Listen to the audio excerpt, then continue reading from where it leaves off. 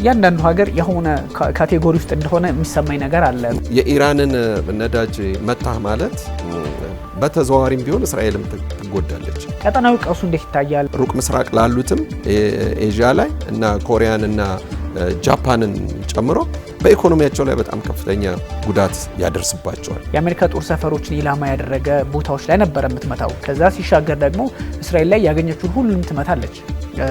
ይሄ ባለበት ሁኔታ አሁን የኃይል መሰረተ ልማቶች ላይ ኢላማ መደረግ፣ ኢራንም ደግሞ በተመሳሳይ ወደ ኃይል መሰረተ ልማቶች፣ ወደ ኢነርጂ፣ ወደ ኦይሎች፣ ወደ ነዳጅ ምናምን ልትገባ ትችላለች። ጦርነቱን በአጭር ጊዜ እንቋጨዋለን ወይም ደግሞ እንጨርሰዋለን ብለው ዶናልድ ትራምፕ በማናለብኝነት የጀመሩት አሁንም ቢሆን ይራዘማል። ፕሬዚዳንት ዶናልድ ትራምፕ የማያሸንፉባቸው በርካታ ምክንያቶች አሉ። ይህን ጦርነት ሳውዲ አረቢያ አሁንም ቢሆን ኃይሏን ራሴን በራሴ እከላከላለሁ ብላ ከአሜሪካን መንግስት ከለላ እንደምትወጣ በጣም እርግጠኞች ነን። ኢራን እንደ ቬንዙዌላ የሚል ሀሳብ ነበር።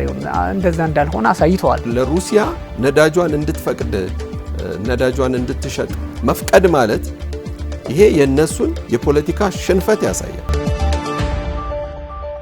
ጤና ይስጥልን ውድ ተመልካቾቻችን፣ የተለያዩ ዓለም አቀፋዊ ጉዳዮችን በጥልቀት የሚዳስሰው ኤንቢሲ ዓለም አቀፍ ተጀምሯል። ዛሬም አለማየሁ ሀሊና ቢኒያም ካሴ አብናችሁ ቆይታ የምናደርግ ይሆናል። ከኛ ጋር አሁን ተመልካቾች አሌክስ እንዴት አለ? ዛሬ መስከንዴ ነኝ። ሰላም ነው አለን። ከረቡዕ በብዙ ሀሳቦችን አንስተን ነበረ ስለ መካከለኛው ምስራቅና ስለ ዓለም ፖለቲካ፣ በተለይም የኢራን አሜሪካና እስራኤል ጦርነትን ተከትሎ ምን አዳዲስ ነገሮች አሉ ከሚለው ጀምሮ እንደዚሁም ደግሞ ዓለም አቀፍ አንደምታውና ዳፋው ምንድነው የሚለውን አፍሪካ ቀንድ ላይ ያለውን ፖለቲካ በምን መንገድ ኔጋቲቭሊ ኢምፓክት ሊያደርገው ይችላል፣ ከዓለም የነዳጅ ፖለቲካ አንጻር ብዙ ጉዳዮችን አንስተናል። የዓለም ስርዓት ወዴት እያመራ ነው የሚለውንም አንስተን ነበረ። ልክ በዛው ቅኝት ውስጥ ሆኖ ዛሬም የቅዳሜውን ፕሮግራማችንን እንቀጥላለን። በነገራችን ላይ ተመልካቾቻችን የረቡዕም ፕሮግራማችን ከኤንቢሲ ማታ በኋላ የሚቀርብ የቅዳሜው ሁል ጊዜ ደግሞ ቅዳሜ 1 ሰዓት ላይ የሚቀርብ መሆኑን ለማስታወስ ነው። ያውቁታል። አሌክስ፣ በጣም በርካታ ነገሮች እየተፈጠሩ ነው መካከለኛው ምስራቅ ላይ። ይቆያል ያላልነው ነገር እየቆየ እንደዚህ ደግሞ ቶሎ መፍትሄ ይሰጠዋል የተባለው ነገር መፍትሄ አልባ የሆነ መልኩን እየቀየረ ሄዷል እና የኢራንንም ጥንካሬ እየተመለከትን ነው። በዚህ ልክ እስካሁን ሁሉንም እስካሁን በነበረችበት ጥቃት ልክ ነው የቀጠለችው። ኦፍኮርስ መቀነሶች እንዳሉ አንዳንድ ጥናቶች ቢያሳዩም ግን ደግሞ አንድ ሀገር በርካታ ሀገራት ላይ የሚሰነዝረው ጥቃት ጭምር እየሆነ ነውና እሱንም እየተመለከትን ነው። አዳዲስ ነገሮች አሉ። በተለይም አሜሪካ በካርግ አይላንድ ደሴት ላይ የሰነዘረችው ጥቃት እሱ ዛሬ በጣም መነጋገሪያ ከሆኑ ጉዳዮች መካከል አንደኛው ነው። በዛ ላይ ደግሞ ወደ እስራኤል ኢራን ዌቭ ኦፍ ሚሳይል ተኩሳለች። የደረሰውን ውድመት ማወቅ አልቻልንም፣ ግን በርካታ ሚሳይሎች ተወንጭፈዋል። ሳውዲ አረቢያም ላይ እንደዚሁ ጥቃት አለ። ወደ ካታርም እንደዚሁ ጥቃት አለ። ብዙ አካባቢዎች ላይ አሁንም ጥቃቶች አሉና ውጥረቱ እንዳለ መሆኑን ለማንሳት ያህል ነው። የጦርነቱ አሁናዊ ሁኔታ ከዓለም ፖለቲካ አንጻር ምንድን ነው በሚለው ብንጀምር አሌክስ። ቀደም ሲልም እንዲሁ በዝግጅታችን ላይ እንዲሁ ተነጋግረናል። ኢራንን ማጥፋት እንደማይቻል ቀደም ያሉት ቀደምት ታሪኳም ጭምር ይህንን እንደሚያስረዳ። ስለዚህ በኢራቅና ኢራንም ዘመን እንግዲህ ያው ኢራን እንደምትታወቀው በስፋትም ከኢራቅ 4 እጥፍ የምትሰፋ ሀገር ነች እና እንደዛ አይነት ሰፊ የሆነን ሀገር እንደዚህ ስትራቴጂካል በሆነ መንገድ ከአየር ላይ ጥቃት የማዳከም እንጂ በምድር ጦር ላይ ማሰማራትና ማጥቃት እንደማይቻል ይታወቃል። ሆኖም ግን አሁን ባለፈውም ጦርነቱ ከተጀመረ ወዲህ ባለፉት ጥቂት ቀናቶች እንኳን ከ5000 በላይ የሮኬት ጥቃቶች እንደተፈጸሙባት ይታወቃል። ምንም እንኳን እንደዛ አይነት አንጻራዊ ማጸፋዊ እርምጃዎችን ወደ ሌሎች አሜሪካን እንዲተባበራሉ በደምትላቸው ሀገራት ሮኬቶቿን ብትሰነዝርም ወይም ሚሳይሎቿን ብትሰነዝርም የምታደርሰውም ጥፋት ቀላል አይደለም፣ ኢራንም ብትሆን ማለት ነው። በአሜሪካንም በኩል በተለይም በዶናልድ ትራምፕ ማለት ይቻላል በኩልም ያለው ለኢራን ያላቸው ዝቅተኛ ግምት ቀደም ሲልም በነበራቸው የስልጣን ዘመን ሱሌማንን የገደሉበትን ጊዜ ታስታውሰዋል እና በጣም ቅጽበታዊ የነበረ ነገር ስለነበረ ሁሉ ጊዜ ያ ነገር ለሳቸው እንደሚሳካ ነው የሚያውቁት። እንግዲህ ዶናልድ ትራምፕ እንደምናውቀው ከልጅነታቸው ጀምሮ በድህነት ወይም ደግሞ በችግር ያለፉ ሰው ስላልሆኑ ሁሉን ነገር በገንዘብና በኃይል ሊቆጣጠሩ እንደሚችሉ ያምናሉ በየጊዜው ማለት ነው። ስለዚህ ኪሳራንም የማይፈሩ ናቸው። እንደገና ደግሞ አሁን ያለው የሌለን ኃይል አጠናክረው ነው ወደዛ ስፍራ የገቡት። ስለዚህ አሁንም ቢሆን እንደ ቀድሞ ሁሉ ኢራንን በተደጋጋሚ ቢደበድቧትም የኢኮኖሚ ልሽቀት ይኖራል፣ ግን አሁንም ቢሆን ሪዘርቭ አለ። ሁለተኛ እንደገና ደግሞ አብዛኛው የጦር መሳሪያዋ ያለው የሷ አንደርግራውንድ ነው። ሁለተኛ የምትተኩሳቸው መሳሪያዎች በአጠቃላይ ደግሞ ድሮኖቹ ብቻ አይደሉም። የሳይበር አታኩም ራሱ ቀላል አይደለም። ወደዛ አካባቢ ባሉት ሀገራት እንዲያውም እስከ 2030 ድረስ የሚሄድ ከሆነ ይሄ ጦርነት የሚባለው በዚህ በአናሊሲስ ደረጃ እስከ 2030 ድረስ የሚሻገር ከሆነ እዛ አካባቢ ያሉት የትራንስፖርት ሲስተሞች የአየር ትራንስፖርትም እንደዚሁ ያለውን የኢንፎርሜሽን ልውውጥም እንደዚሁ የባንክንም ጨምሮ ሊያዛባም እንደሚችል ይታወቃል። እና በዚህ አይነት ከባድ ስጋት ውስጥ ነው አሁንም ይሄ ጦርነት እየተካሄደ ያለው። አሁን ከዚህም ደግሞ አልፎ ከጥቃቱም አልፎ ሌሎች አውሮፓ ሀገራት ውስጥ ወይም ደግሞ አፍሪካ የአውሮፓ ህብረት ውስጥ በትልቅ ደረጃ ልዩነት እያመጣ ነው። ለምንድን ነው ኢራን የምትደበደበው የሚለው እና ኢቭን እንኳን ራሷ ፈረንሳይ እንኳን እንደማትደግፈው ፍንጮች እየታዩ ነው እና ከማክሮን እንኳን የሚጠበቅ አይደለም ማለት ይቻላል ይህን ነገር ማለት ነው። ስለዚህ ያለው አሁን አጋዧ ብለን የምንላት ብቻዋን እየታገለች ያለች ሀገር ናት እና ሁለተኛ እንደገና ደግሞ ካለው የአካባቢው ጋራማ አካባቢ በመሆኑ በጣም ውስብስብ የሆኑ ሪሊፍ ያለበት ሀገር ስለሆነ ለአየር ጥቃትም ብዙም ሊያስቸግራቸው ይችላል ተብሎ ነው የሚታወቀው እና ይህንን ይመስላል። ከዛ በተረፈ ግን በሌሎች ሀገራት ላይ እንኳን ሳውዲ አረቢያና አረብ ኤሚሬትስ ላይ እንኳን የምታደርሰው ጥቃት ምንም እንኳ ኃይለኛ ቢሆንም አሁንም ቢሆን ሳውዲ አረቢያና አረብ ኤሚሬትሶች አሁንም ወደ ዲፕሎማሲ ግንኙነት በዲፕሎማሲ መንገድ ችግሩን መፍታት ይገባናል ወደሚል ሄደዋል እና ምንም የፈለገ ነገር ቢመጣ አሁንም ከኒውክሊየር ማብላያ ወይም ደግሞ የኒውክሊየር ምርምሯን የማታካሄድበት ነገር የለም። እንዲያውም ከትናንት ወዲያም የስፔስ ሳይንስ ኢንስቲትዩት ሪሰርች ሴንተሯን መጥተውባታል። ይሄ በጣም ለኢራን በጣም ከፍተኛ ውድመት ተብሎ የሚያዝ ማለት ነው። እዛ ውስጥ በጣም ብዙ ሪሰርች የተሰሩበት አካባቢ ስለሆነ ማለት ነው እና አሁን እነዚህ የሚታዩን ቦታ በጣም ጥቂቱን ነው እያሳዩን ያለው ማለት ኦፊሻሊ ያሳዩት ማለት ነው። እንግዲህ በጣም ኮንፊደንሻል የሆነ ወይም ደግሞ በከፍተኛ ሚስጥር የሚጠበቁ ደግሞ እጅግ በጣም በርካታ እንደዚህ አይነት አንደርግራውንድ ተነሎች ይኖራሉ ተብሎ ነው የሚገመተው። አንደኛ በዚህ በአንደርግራውንድም የጦር መሳሪያዎቻቸውን እንደሚደብቁ ይታወቃል። እነዚህ ደግሞ ኦብቪስሊ እንዲታይላቸው የፈለጉትን ነው እንጂ ምን ሀፐር እንዲያደርግ እንደሚችል ቅድም አንተ ባነሳቸው የጂኦግራፊው ሁኔታ በተለያየ መንገድ ሲገለጽ እጅግ አስቸጋሪ ነው። ጂኦግራፊውን እና አሜሪካ በቀላሉ የተለያዩ ሀገራት ላይ መካከለኛው ምስራቅ ላይ ያመጧቸውን ድሎች በቀላሉ እንደማያመጡ ማሳያዎች ናቸው። ኢራቅና አፍጋኒስታን ላይ የነበረባቸው ችግር ሁሉ እዚህም ይደቀንባቸዋል። ምንም እንኳ ምናልባት በተወሰነ መልኩ ከኢራቅ እና ከአፍጋኒስታን የተወሰነ ትምህርት ወስደን እናስተካክላለን የሚል ነገር ሀሳብ ነበራቸው። ለዛም ሳይሆን አይቀርም ኤር ቱ ኤር ላይ አየር ውጊያ ላይ ትኩረታቸውን ያደረጉት። ምክንያቱም አንደኛ የኢራን የፖለቲካ መሰረትም የማህበራዊ መሰረታቸውም የሚያርፉበት ነገር ሁሉ ጥንካሬ ላይ ነው።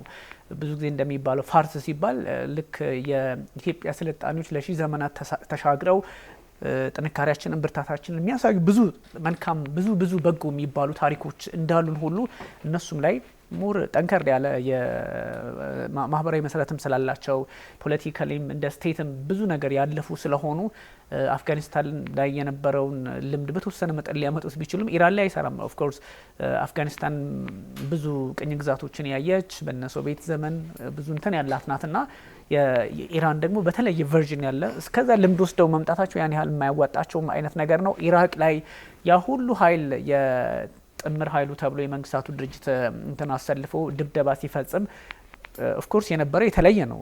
ቀለል ባለ መንገድ ነው ያን ማድረግ የሚቻለው። ይሄኛው ግን ትንሽ ፖለቲካል መሰረታቸው ማህበራዊ መሰረታቸውም በአንዳንድ ጉዳዮች ላይ እንትን ነው። በጣም የገረመኝ አሌክስ የማሱድ ፔዜሽኪያን ፕሬዚደንቱ በጣም ሴንትሪስት ናቸው። ማዕከላዊ ይሄ ግራም ቀኝ ዘመምም ያልሆኑ በእንደዚህ በጦርነት ሰዓት ላይ ትላንት ሰልፍ በሞተር ላይ ሆነው እያዩዋቸው ነበረ። ሰልፍ ወጥተው ያለ ጠባቂ ያለ ቦዲጋርድ ነው ወጥተው የምር እኔ አንደኛ ኢራንን የምናስብበት መንገድ ምንድነው? ኢራንን የምናስብበት መንገድ አለ መቼስ ይሄ የምዕራቡ ዓለም ሚዲያ ሰፕሬሽኑን ምኑን ነገር ስለሚነግረን እንደዚህ አይነት ነገር የለም ብለን እናስባለን። የአያቶላው የተመረጡበትን መንገድ ሶስተኛው አያቶላን እሳቸውንም እንደዚሁ ታሳቢ እናድርገው እንተውሽ እሱን ከአባታቸው አገኙት ተብሎ ቢወሰድ አይደለም። ፕሮሰሶች አልፈው ነው ባለፈው በደንብ ስላወራ ነው እጅግ ውስብስብ የሆነ የኃይል አሰላለፍ አላቸው። የስልጣን ኮንስቲቱሽኑ ላይ ምን እንደሚል ምናምን በደንብ ባለፈው ረቡዕ ላይ አንስተናል። እሱ ላይ ተመልሰው ሊያዩት ይችላሉ። እንደሆነ ቢባል እንኳን ፔዜሽኪያን በዚህ የውጥረት ሰዓት ሞተር ላይ ተቀምጠው ሰልፍ ላይ ምንድነው ይሄ አልቁድስ ዳይ አልቁድስ የቅዱስ ቀን አይደለ? ጁማ ቀን አልቁድስ ማለት ኢየሩሳሌም ነው ኦፍ ኮርስ ማለት ነው በአረቢክ። ይሄ አመታዊ እንትን የሚሉት ነውና እሱ ላይ ነው ያዩዋቸው።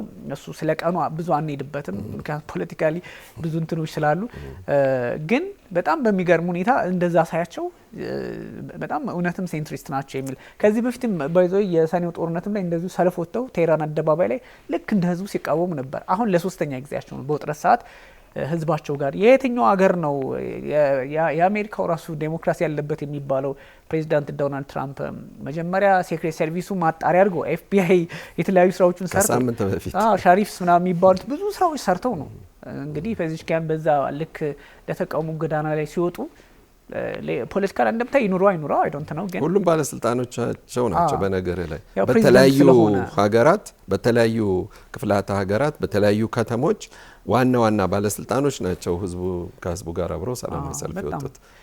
አንድ ፕሬዚዳንት በዚህ ባስፈሪ ሰዓት በተለይም ደግሞ የሚደበቅበት ሰዓት እነ ሞሳድ እነ ሲአይኤ ምናምን አብረው ይሰራሉ በሚባልበት ሰዓት አብረው ሳያቸው ደንቆኝ ነውና ጀስት እሱ እንትን ነው። ግን አሌክስ ብዙ ነገሮች አሁንም እየተወሳሰቡ እንደሚቀጥሉ ማሳያዎቹ የጥቃቶቹ መጠን በተወሰነ መጠን ቀነሰ፣ በተወሰነ መጠን ጨመረ የሚባል አይደለም። ብዙ ጊዜ ተመልካቾቻችን ለምንድነው በእስራኤልና በአሜሪካ በኩል የደረሰውን ውድመት ማትነግሩን ይላሉ። ምክንያቱም ይሄኛውን ማንናገርበት ምክንያት ይሄ ሰው ዝም ብለን ሰዎች እንደው ይሄ እንደዚህ ቢባሉ ደስ ይላቸዋል ብለን ሳይሆን የምናገኘውን መረጃ እሱን አናላይሲስ ሰርተን ስለምናቀርብ ነውና ብዙ ጊዜ እስራኤል ምን ጉዳት ደርሶባታል ኢሚዲየት የሆነ ውጤት ሰው ይፈልጋል። ጥቃት እንደደረሰ እንሰማለን፣ እናያለን። ቴልአቪቭ ሳይቀር ይመታል፣ ኢየሩሳሌም ሲመታ እንሰማለን፣ ማዕከላዊ እስራኤል ሲደበደብ እንሰማለን። ግን ሰዎች ህይወታቸውን ያጡበት ቁጥሩ ይሄን ያህል ነው ምናምን ስቲል 12 ሰዎች ነው የምናውቀው። ከዛ ውጭ ከፍም ዝቅ ማድረግ አንችልም። ቢካዝ አንደኛ በኢራን በኩልም የሚነገረን ነገር የለም ጥቃት ሰንዝረናል ከማለት ውጪ፣ እስራኤልም ደግሞ ጥቃት ደርሶብኛል ትላለች። ዳይን ህይወታቸውን ያጡ ሰዎች 12 ናቸው ከማለት ለተሻገረ የለምና በኢራን በኩል በጣም ግልጽ የሆኑ መረጃዎች ስለሚወጡ ነው። አንደኛ የሬድ ክሬሰንት የሚባለው ቀይ ጨረቃ ቀይ መስቀል የምንለው በእኛ እሱ ሁሌ መረጃዎችን ያወጣል። ስለዚህ ይሄን ያህል 1444 ሰዎች ሞቱ አለፉ ይሉናል፣ እሱ እንወስዳለን። ከዛ ደግሞ በአሜሪካን በኩል እዚህ ቦታ ላይ ጥቃት ሰንዝረናል፣ እንደዚህ አይነት ሰዎች ህይወታቸውን ሳያጡ አይቀሩም ይላሉ። ደን ሲወጣ ደግሞ ሬድ ክሬሰንት ያረጋግጣል። እንደዚህ ስለሆነ በዚህኛው በኩል ያለው ይነገረናል፣ እናውቃለን። ራሷ ኢራንም ትነግረናለች፣ የዌስተርኑን በተወሰነ መጠን ይነገረናል። እስራኤል ላይ የሚሆነውን ግን አንሰማም። ሁሉም ነገር በሩመር ነውና ጀኒውን የሆነውን ፋክቱን ወይም ደግሞ የነገሩንን ታሳቢ አድርገን እኛም ደግሞ የራሳችን ትንታኔ ጨምረን ነውና ብዙ ጊዜ ሰዎች እንደዛ ሲባል እንትን ሲሉ ስለማይ ነው። አንደኛው ነገር የጦርነቱ አይነት ምን አይነት ነው? ዘመናዊ ጦርነት ላይ በምትሄድ ሰዓት ጉዳት የሚለካው በሰዎች ሞት ሳይሆን በደረሰበት ኢኮኖሚ ውድመት ነው።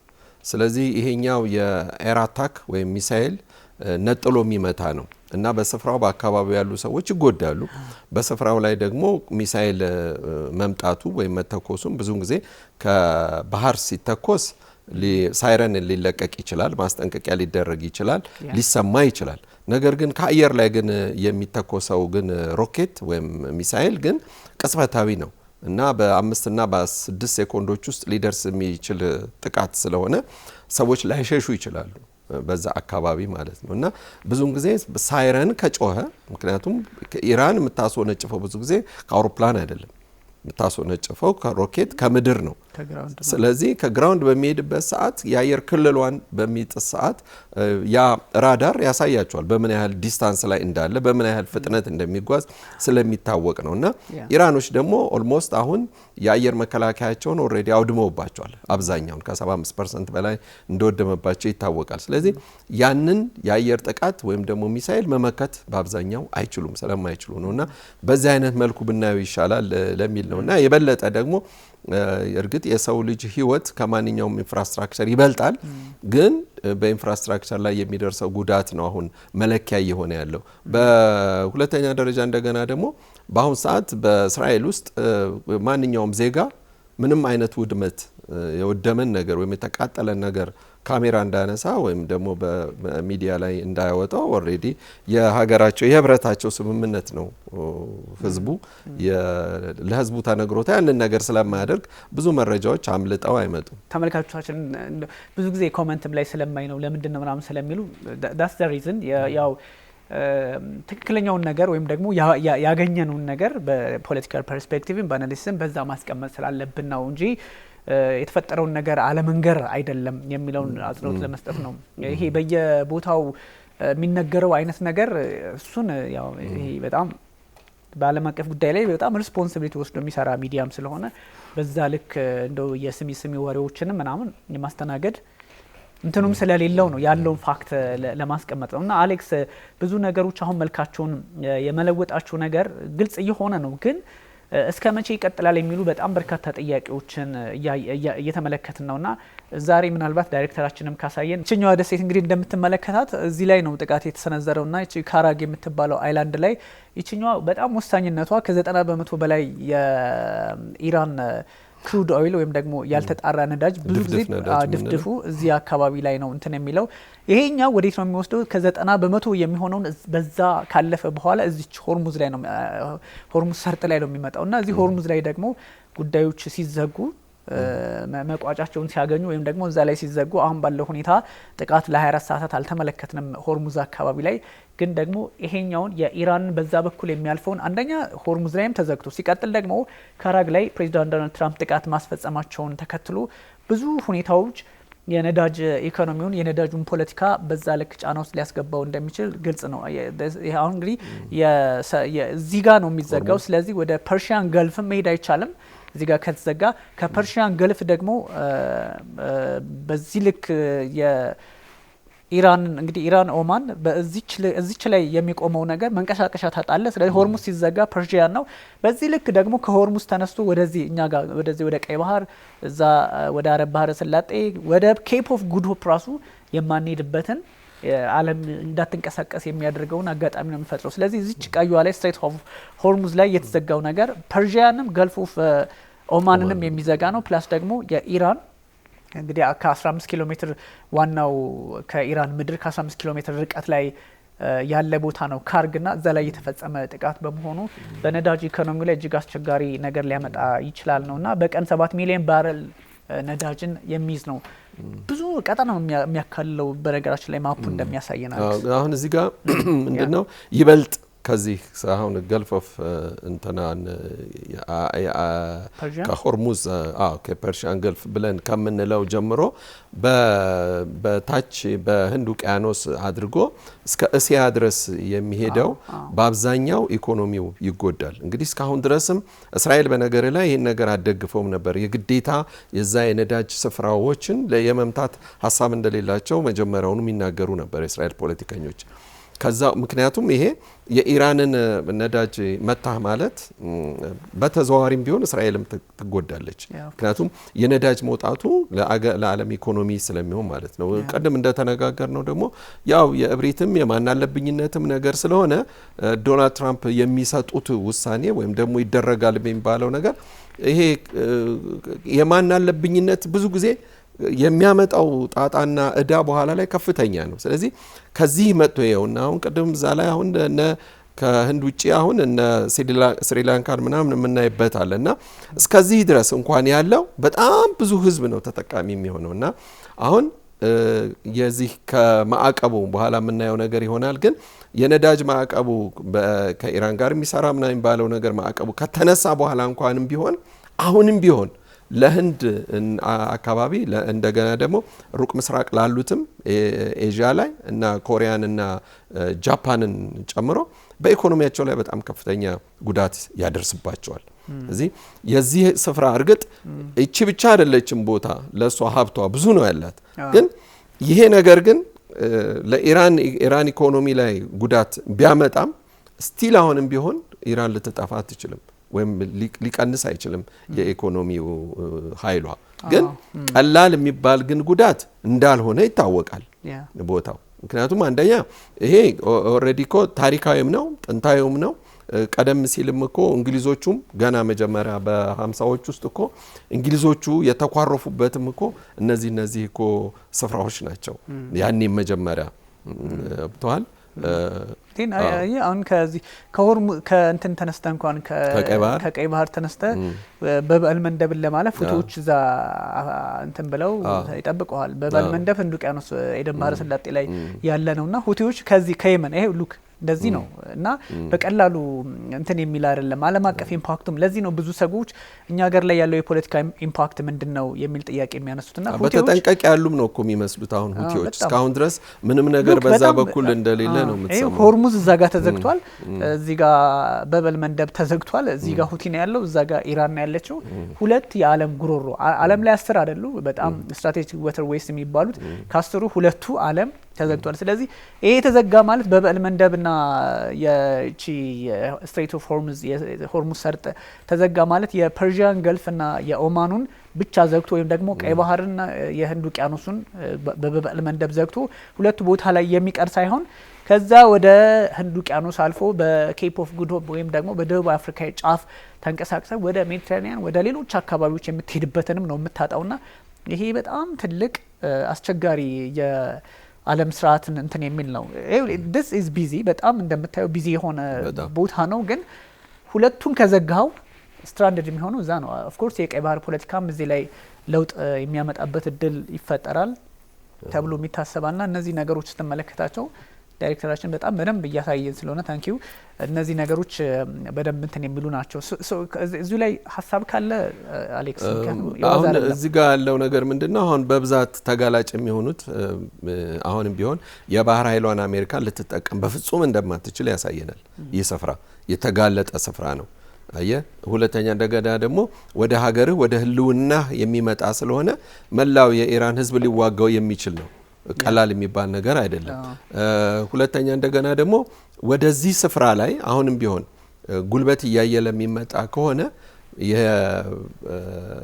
የማሪን እንትኖቿን በባህር ስር የምትቀብራቸውን ፈንጆች ሲስተም ከጥንት ጀምሮም የተካነችበት ነው ስለሚባል ያ ራሱ ለአሜሪካንም ሆነ ለሌሎች ሀገራት መርከቦች ስጋት ነው። ለዚህም ነው አሁን እኮ በዚህ ስፍራ ላይ ለማለፍ ማንም መርከብ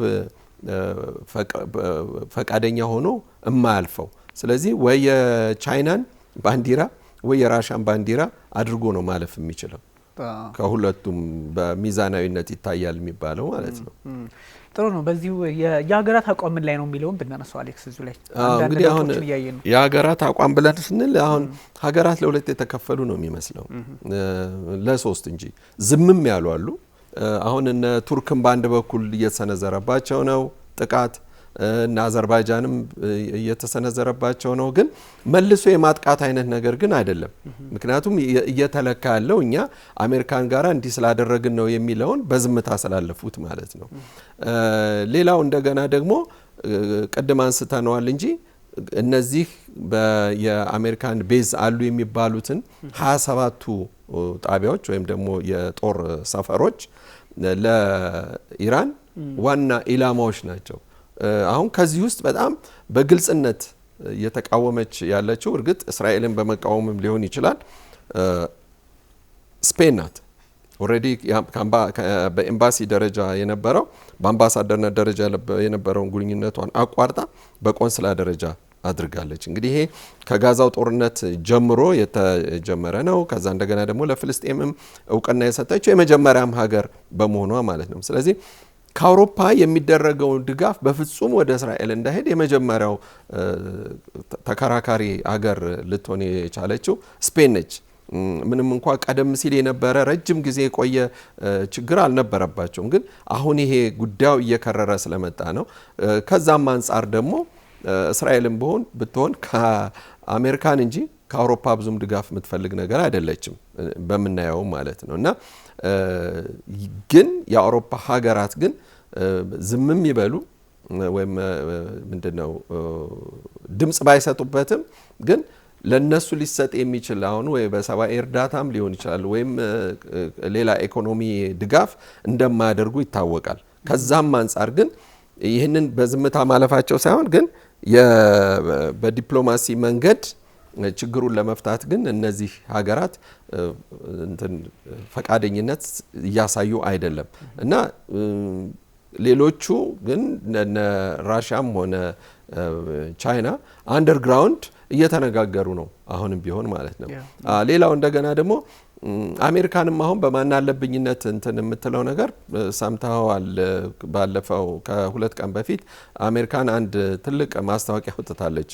አዲሱንም ተመራጭ የኻሜኒ ልጅ ያለበትን ለሚጠቁመኝ 10 ሚሊዮን ዶላር እሸልማለሁ የሚል ነገር ይሄ አሁን ከአሜሪካን የሚጠበቅ እንዳልሆነ ብዙዎቹ ሲተቹ ትሰማለ ብዙዎች ሀገራት። ምክንያቱም ይሄ በህልውና ላይ በቃ በህዝቡ ላይ አሁን ያ እኛ ሰው መሞታቸው ወይም ደግሞ መገደላቸው ወይም ቦታው መጠቆም ብቻ አይደለም፣ አብሯቸው ግን የሚያልቅ በጣም ብዙ ሰው አለ በሺዎች የሚቆጠሩና ለነዛ ሰዎች ሺህ ህይወት ሁሉ ማለፍ የአሜሪካን መንግስት ደንታ እንደሌለው ነው የሚያሳየው። ስለዚህ አንድ ጥቅማቸውን ብቻ ለማስከበር ነው። የኒውክሊየር ኃይል ልትሰራ ነው። የኒውክሊየር ኃይሏን እንደማታቆም ይታወቃል። ቴክኖሎጂ ነው። ኦኬ ግን እስራኤልን ብትሆን አሁን የዛን አካባቢ የበላይነት ለመያዝ ወይም ደግሞ ኢራን ሁልጊዜም ደመኛ ጠላቴ ናት፣ ስለዚህ የምትታረቅ ሀገር ስላልሆነች መጥፋት አለባት ብላ የምትል ሀገር በመሆኗና በሁለቱ መካከል ሊያስማማ የሚችል አንድ ነገር መፈጠር አለበት። ስለዚህ አሁንም ቢሆን ሀገራት ሩቅ ሆነው ከመመልከት አብረው መፍትሄ መፈለግ ያለባቸው ይመስለኛል። ይሄኛው የ10 ሚሊዮን ዶላሩ ግን ያስቃል። አንደኛ ከዚህ በኋላ ኢራናውያን አያቶላ አሊ ኻሜኒን እኮ አተው አዲስ መርጠዋል። እንኳን ሞጅታባ ምንም ያን ያህል የሚያሳስባቸውም እሺኪያንስ መንገድ ላይ ወጥተውላቸው የለም እንዴ? እኮ ሬዲ ቱ ዳይ እኮ በቃ ለመሞት ዝግጁ ነን ብለዋል እኮ ሁሉም ህዝብ። እንደው ነገሩ ነው ደ ማክሲመም ስታስበው በጣም ለጥጣ ስታስበው አያቶላ አሊ ኻሜኒን የሚያህል መሪ ኢራናውያን ካጡ በእርግጥ መፍረስ የነበረባቸው ያኔ ነበረ መሆን ያለበት። እሳቸው አልፈዋል የሚለው መረጃ ሲጋራ ያኔ ነበረ የኢራን መፍረስ የሚረጋገጠው። ምክንያቱም አንድ ትልቅ መሪ አንድ በጣም ያው ሲምቦልነታቸው ከባድ ነው እንደምታውቀው። እንዲያውም እኛ ሀገር ላይ ብዙ ሰዎች ኢንቦክስ ምናምን ያደርጉልኝ ነበረ አያቶላ አሊ ኻሜኒ ሞተ አይደለም ይለኝ ብዙ ሰው አያቶላ አሊ ኻሜኒ አረፉ ሞቱ ምናምን ነው እንደዚህ የክብር ስም እና ስለዚህ እኛ ሰዎች ላይ እኛ ኢትዮጵያውያን ላይ እንደዛ አይነት ኢምፓክት ካላቸው እሳቸውን በክብር ለማለት ካለ ለሀገራቸው ደግሞ ትልቅ ሲምቦል ያለው ነውና ይህ ሰው ሲያልፉ ኦብቪየስሊ ያኔ ነበረ መፍረስም ካለባቸው ወይም ደግሞ ሊያበቃላቸው የሚችለው አያቶላውያን ወይም የአያቶላውያን ግንዛቤ ያላቸው ሰዎች እዛ ላይ ነበረ መቋጫ። አሁን 10 ሚሊዮን አይደለም ቢሊዮን ቢሆን ሞጅታባ አይ ቲንክ ለኢራናውያን ቀላል ነው ሊሆን የሚችለው። ምክንያቱም ትልቁን ፊገር አጥተዋልና ከዚህ በኋላ ስላለ ሁኔታ ብዙም እንደው እና አሜሪካ በመደቡት ልክ የሚጨነቁም አይመስለኝም ሰው። ከዛ አንጻር ነው ጉዳዩና አሌክስ ብዙ ሁኔታዎች ውስብስብ ናቸው። እዛ ጋር አሁን ሌላ ልጨምር የምፈልገው ምንድነው እርግጥ ተመልካቾቻችንም በተለያዩ ሚዲያዎች ሊያዩቸው ይችላሉና ብዙውን ጊዜ አያቶላ ኻሜኒ በሚያስተምሩ ሰዓት አስተምህሮታቸው ላይ በሚያስተምሩ ሰዓት ወይም ደግሞ እንደዚህ ሰዎችን ሰብስበው በሚናገሩ ሰዓት ወይም ትምህርት በሚሰጡ ሰዓት ብዙዎቹን አይታቸው እንደሆን ትልልቅ ሰዎችም ናቸው። እርግጥ የሀገራቸው ባህል ሊሆን ይችላል፣ ግን ወንበር ላይ ከመቀመጥ በተማሪና በአስተማሪ መካከል እንዳለ መሬት ላይ ቁጭ ብለው ነው የሚያዳምጧቸውና በጣም ልብ ይነካል። እና እኛ ሰው ደግሞ ረጋ ባለ አንደበት የሚናገሩት የሚያስተምሩት ነገር ከዛ ዓለም የሚያስተምሩ ሰዓት ምንም ድምጽ አለመኖሩ በአዳራሽ ውስጥ የሳቸው ያ ዝግ ያለው ድምጽ መሰማቱ ያ አሁን በፊልም ላይ ያለው ለኢራን ህዝብ በቃ የልብ ሀዘን የለም። በቃ ከባድ ሀርት ኤክ የሚባል አለ። በቃ የመጨረሻ ከባድ ሀዘን የሚባለው ነገር ልብ የሚሰብር ነገር ስለሚሆን በቃ የመጣብንን ጠላት ለመከላከል ወይም የመጣብንን ጠላት እስከ መጨረሻው እንዋጋለን የሚለው ሞራል ውስጣቸው ይኖራልና ሀሚኒ ዛሬ አይደለም ላለፉት 30-40 ዓመታት የሚያሰራጯቸው መንፈሳዊ ትምህርቶች እና የፖለቲካ አስተምህሮት እና ስለ ኢራን ትንሽ ሀገር አለመሆን እና ስለ ኢራናዊ መልካምነትና ስለ ፋርስ ስልጣኔ በሰፊው የሚያውቁና የሚተነትኑ አባት ናቸውና እኚህ ሰው ባይሞቱ ይመረጣል። እሳቸው የሚሞቱ ከሆነ እኮ ሌሎች ሀገራትም እኮ መሪዎች ፕሬዚዳንቶች እኮ መገደል አለባቸው ነው፣ ግን አያደርጉም። እንትን ናቸው በጣም ፖለቲካሊ በተደጋጋሚ እንደምንለው ፖለቲካሊም ፕሬዚዳንት ነበሩ። ፕሬዚዳንትም ስለነበሩ አገሪቷን በፕሬዚዳንትነት ስላገለገሉ ያውቁታል እንዴት እንደሆነ። ያባባልህም ነው ብዙም ስለ ሀሚኒ መስማት እና ማዳመጥ የጀመርኩት እኔ ራሴ። ምክንያቱም እኔ መንፈሳዊ መሪነታቸውን አውቃለሁ፣ ግን በዛ በኩል ግን ስንሄድ ግን የእሳቸው አስተምህሮት በተለያዩ ቋንቋዎች ነው ከ120 ምናምን ቋንቋዎች በላይ ተተርጎሞ ይተላለፋል እና ያንን ስትሰማ እኚህ ሰው ምን አይነት መልካም ሰው ናቸው ብለህም ትላለህ። ኦልሬዲ ሁሉም ያው የራሱን ጀጅመንት ይወስዳል። ግን እንዳልከው የሀገራት አሰላለፍ በብዙ መንገድ እኛ ይሄ በብዙ መንገድ የሚታይ ሆኗል። አገራት እያንዳንዱ ሀገር የሆነ ካቴጎሪ ውስጥ እንደሆነ የሚሰማኝ ነገር አለ። በብዙ ሰሜንሽን የማያስፈልገን ተመልካቾቻችንን በተወሰነ መጠን የየትኛው ሀገር ዲፕሎማሲ ወደ የትኛው እያመዘነ ነው የሚለውን በደንብ የሚያሳዩ ነገሮች አሉ። ሁልጊዜ አንድ ሀገር የሚወከለው ደግሞ ያው በመሪ ስለሆነ በዛ ልክ ቅኝት ይገባል። ወደ የትኛው ነው ይሄ ሀገር የፖለቲካ ዝንባሌው ምናምን የሚለውን በግልጽ ማየት ይቻላልና ከዛ አንጻር ይወሰዳል። ግን እንደ ቱርክ ብዙ ካቴጎሪዎችን ደግሞ በጣም ይሄ ሰዎች የማይፈልጓቸው አሁን ለምሳሌ እንደዚህ ነው ስትል ጀኑዊንሊ በቃ እንደዚህ ነው ስትል ሰው የሆኑ ደግሞ ቴክኒካል የሆኑ አደገኛ ቲሞችን እየተመለከትኩ ነው በዚህ ጦርነት ላይ እነሱን እንትን እንበላቸውና ቱርክ ወደዚህ ጦርነት የፈለገ ቢሆን ድራግ ሆኜ መግባት አልችልም፣ ማንም ድራግ አያደርገኝም የሚል መግለጫ ረጀብ ጣይብ ኤርዶዋን ትላንት ሲሰጡ ነበረ። ቢካዝ እሳቸው ያሉት ምንድነው ወደዚህ መግባት የሚያስከፍለውን ዋጋ ብቻ ሳይሆን በዚህ ወደ እሳቸው ወደዚህ ወይም ደግሞ ቱርክ ወደዚህ ተስባ መግባታቸውን የሚፈጥረውን ጫና በደንብ አንደርስታንድ አድርገዋል። ምክንያቱም ይሄ አለ አይደለ አንድ ወደ መካከለኛው ምስራቅ ላይ ያለ በተወሰነ መጠን አንድ የፖለቲካ ኮንሰፕት አለ። ከዛ አንጻር እሱን ስትሮንግ ሆልድ ደጋፊዎች የማጣት ፍላጎት የላቸውም።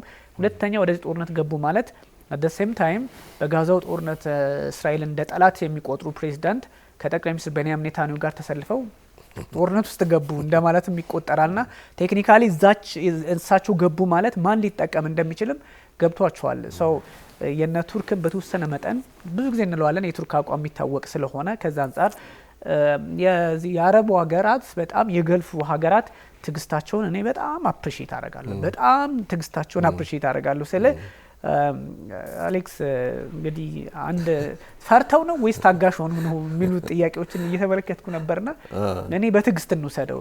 ምክንያቱም ግፋ በለው አይነት ፕሮግራም ልክ ነህ። ትግስት ነው፣ ሌላ ነገር ነው፣ ፍርሃት አይደለም። ሀገራት አሁን ይህንን ነገር በሚነሳ ሰዓት ወይም አረብ ሀገራት ብለን የምንላቸው ኢራንን ለማጥቃት ቢፈልጉ በቂ የሆነ የጦር መሳሪያ አላቸው። በቂ የሆነ እስከ አፍንጫቸው የታጠቁት የጦር ጀቶች አሏቸው፣ ቦምብ ጣይ አውሮፕላኖች አሏቸው። እነዚህን ሁሉ ማድረግ ይችላሉ። ግን ይህንን በማድረጋቸው ምን ጥቅም ያገኛሉ ነው? ማንን ነውስ እያገዙ ያሉት ማለት ነው? ከዛ ውጭ እኔ ሌላ የሚታየኝ ነገር ምንድነው? ከዚህ ዓለም አቀፍ ሰብአዊነት መብት ህግጋት ምና የሚባሉት ተጠሰው አሁን ምንድነው እየሆነ የመጣው? ሳውዲ አረቢያን በሳውዲ አረቢያ ላይ ወፍ አያርፍባትም ብለው የሚያስብ መንግስት አለኝ ብለው ነው የልዑሉም ወይም ደግሞ ንጉሱ ያስቡት የነበረው ማለት ነው። እና ተደፍራለች። የሳውዲ አረቢያ አየር ክልል ተጥሷል። ዛሬም ተመታለች። አዎ።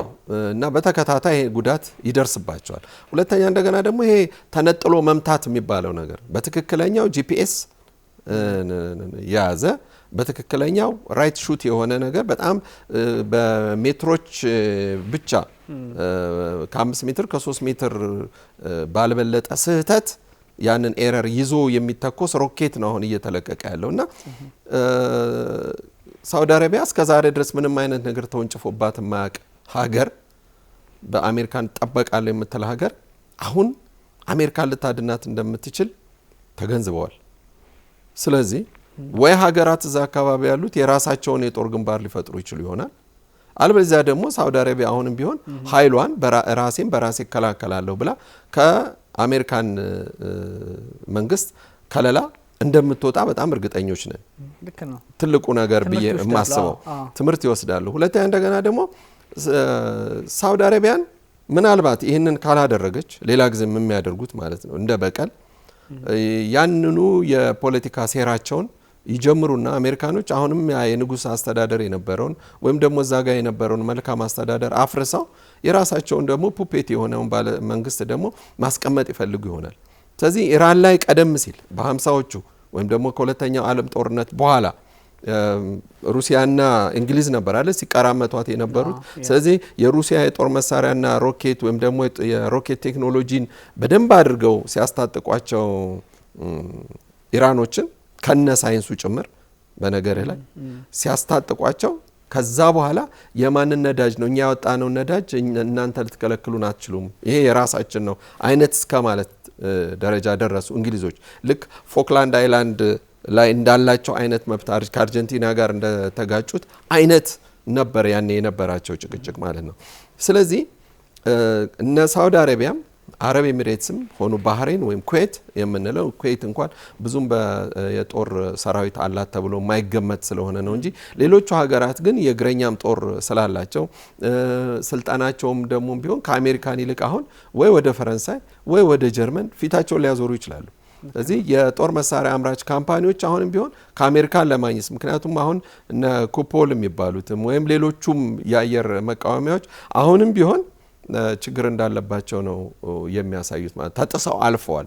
ስለዚህ አሁን መልኩን እየለወጠ ነው አሁን የጦርነቱ ሁኔታ የሚሄደው።